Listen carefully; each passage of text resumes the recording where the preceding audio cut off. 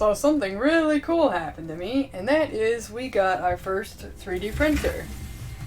And here's the first couple of experiments. What I have is an Ender 3. Of course, everyone has an Ender 3.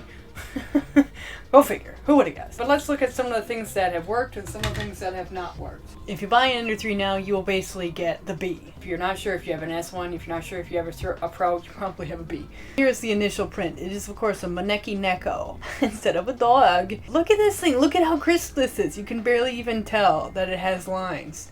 This is a regular additive procedure. It is not a resin vat. This is a PLA printed cat. Look at this thing. Look at, you can see the lines, but with great effort. They're very smooth, very clean. So now if you went over this with a very slight sanding, you would have a really nice and extremely inexpensive, lightweight little figure. This is what it prints out of the box. From what I understand, they don't give you enough filament to print this unless you were to shrink it down. This is the standard size that it wants to print at. So I went ahead and I just threw in a blue spool of filament. So here's another good example. This is all standard quality, so out of the box, just drop it into Cura and print it. You can tell that it's additive procedure, but it is clean. It is very crisp. There's some loosey-goosey lines going on there where it didn't have support.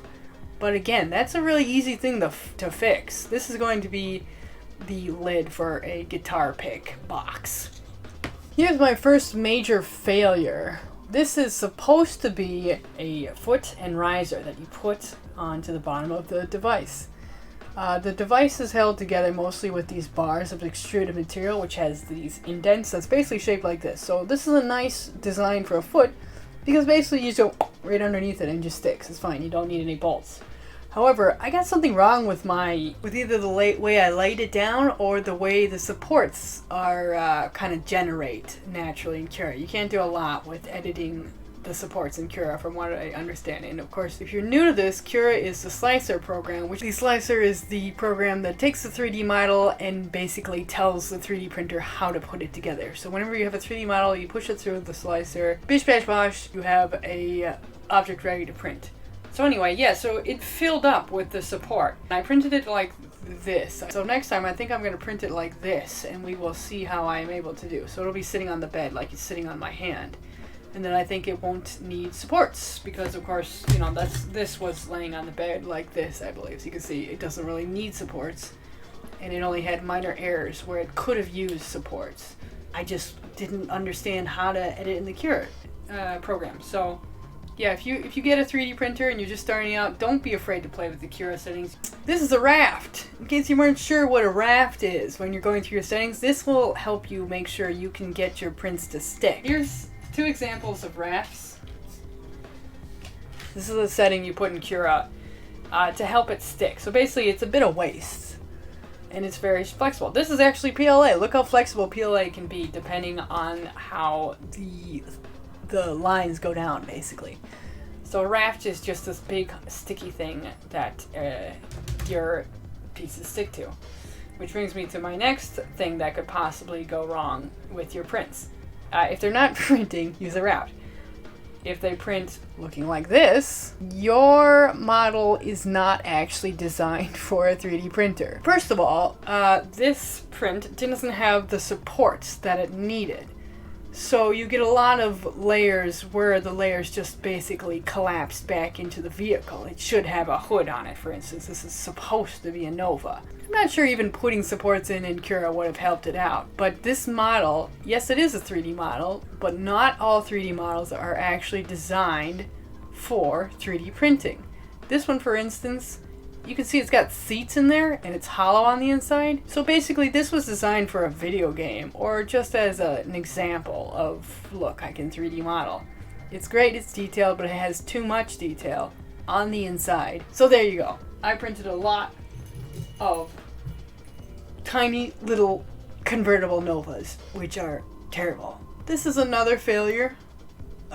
It was spray painted gold. It used to be blue. If you're afraid you need to prime it first or it would melt, nope, this is just straight on the PLA with gold spray paint. It's a Christmas ornament, and this is why you need to use a raft. This is about when I realized rafts are a good thing. So that's the base that the design came with, and it's a good enough base. But this is such a large roly-poly object that it would have really been better if I put it on a raft. Because what it did was eventually it knocked itself off of its base. At some point, the nozzle came down and just touched it just the wrong way, and it went like that, came loose. Here's what came on this little raft. So if you have something tiny and delicate like these little bugs from a game called Vangers, look how tiny and spindly this is. It did a great job. I believe this was set to a speed of 40 with 12.12 millimeters of line height. So that's super quality. But how did you make it work? That's the thing. You might logically think that you would want to print it on its back because then it would climb up these spindly lines and leave them free. But actually, the supports work very well in Cura.